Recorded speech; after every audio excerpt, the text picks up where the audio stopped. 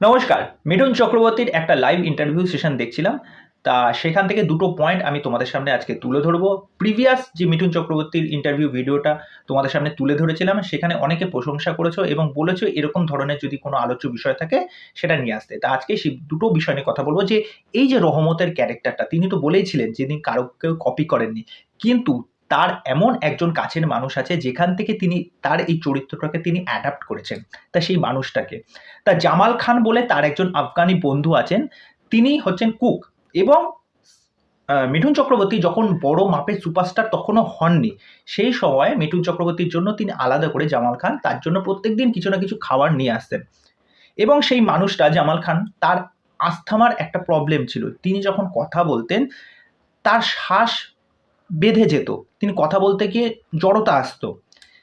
তা মিঠুন চক্রবর্তী সেই ব্যাপারটাকে খেয়াল করেন এবং সেই জায়গা থেকে তিনি যখন এই জামাল খানের কথাবার্তার যে প্রোনাউন্সিয়েশনগুলো, তার যে বডি ল্যাঙ্গুয়েজগুলো, তিনি সেই জায়গা থেকে পুরো ব্যাপারটাকে ধরেন।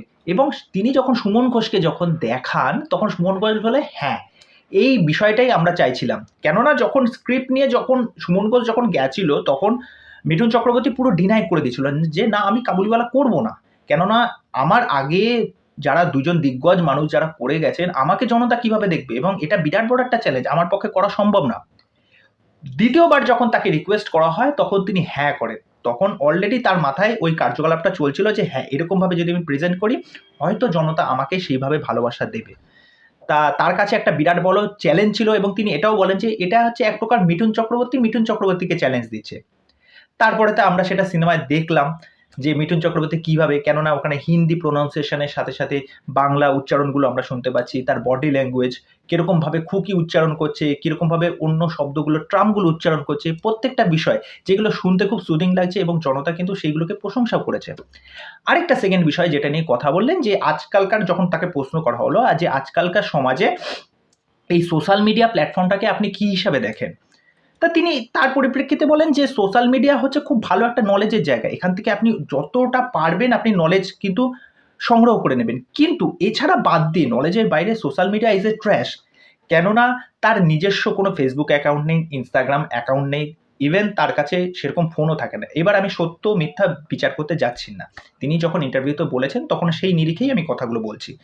তার যদি কাউকে প্রয়োজন হয় তিনি দেখা করেন, খুঁজে নেন, অথবা কারোর যদি তাকে প্রয়োজন হয় তিনি তাকে এসে খুঁজে নেন। আর তিনি এটাও বলেন যে আমাদের সোশ্যাল মিডিয়া যুগটা এমন হয়ে গেছে, আমরা সকালে ঘুম থেকে দাঁত মাজার আগের থেকেই আমাদের ফোনটা খুলে আমরা কিন্তু ঘাটাঘাটি শুরু করে দিই, কে মেসেজ করেছে, কে কি বলেছে, কে কি রিপ্লাই দিয়েছে। মানে এই যে একে অপরকে ট্রল করা, কাউকে নিচে নামানো, এই জিনিসটা বলছে এই নিয়েই তো সারা দিনটা কেটে যাচ্ছে। যে আজকে আমি একে, জানিস এ আমাকে এই কথা বলেছে, আমি একে হেভি খিস্তি দিয়েছি, হ্যাঁ ঝেড়ে ভূত ভাগিয়ে দিয়েছি। আজকে আমার এই কমেন্টটা করেছে, আমাকে সবাই হিরো হিরো বলছে, আজকে এটাতে আমি 100টা লাইক পেয়েছি, 80টা লাইক পেয়েছি, দেখ। এটাই যে এইটা নিয়েই চলে যাচ্ছে। আপনার যদি কোনো কিছু নলেজ জ্ঞান করার দরকার হয়, আপনি সোশ্যাল মিডিয়া থেকে সেই জ্ঞানটা আহরণ করুন। এছাড়া আদার্স থিংগুলো এরকমভাবে চলতে থাকলে তো আপনার জীবনের সেই লক্ষ্যটা কি? এরকম করে তো আর চলে না। সুতরাং আপনি আপনার কাজটাকে মনোযোগ দিন, আপনার কাজটাকে নিয়ে এগিয়ে চলুন। অন্যান্য বিষয়, এই যে জিনিসপত্রগুলো মানুষ করে থাকে, এইগুলোর কোনো যৌক্তিকতা নেই। তা এই দুটো পয়েন্ট, যেই দুটো আমাদের সামনে রাখলেন, এই দুটো মনে হলো আপনাদের সামনে শেয়ার করার দরকার, আমার খুব ভালো লেগেছে। তা চলো, আজকের এইটুকুনি আপডেট ছিল। তা আজকের ভিডিও এখানেই শেষ করছি। সকলে খুব ভালো থাকো, সুস্থ থাকো। আর কাবুলিওয়ালা কিন্তু যারা এখনও দেখে আসোনি তাদেরকে বলছি, এই তো আজকে শনিবার, কালকে রবিবার ছুটির দিন, আবার 1 জানুয়ারি। তার বেশি দেরি না করে কাবুলিওয়ালা যাও নিজের পরিবারের সাথে, ভালোবাসার মানুষের সাথে। তা চলো, আর চ্যানেলে যারা প্রথমবার ভিজিট করতে এসেছো তাদেরকে ওয়েলকাম। চ্যানেলে এসে তোমাদেরকে যে কাজটা করে দিতে হবে, আমার চ্যানেলটাকে সাবস্ক্রাইব করে দাও, পাশে থাকা বেল আইকনটা ক্লিক করে দিয়ে নোটিফিকেশন অল করে নিও। আজকে এখানে শেষ করছি। নমস্কার।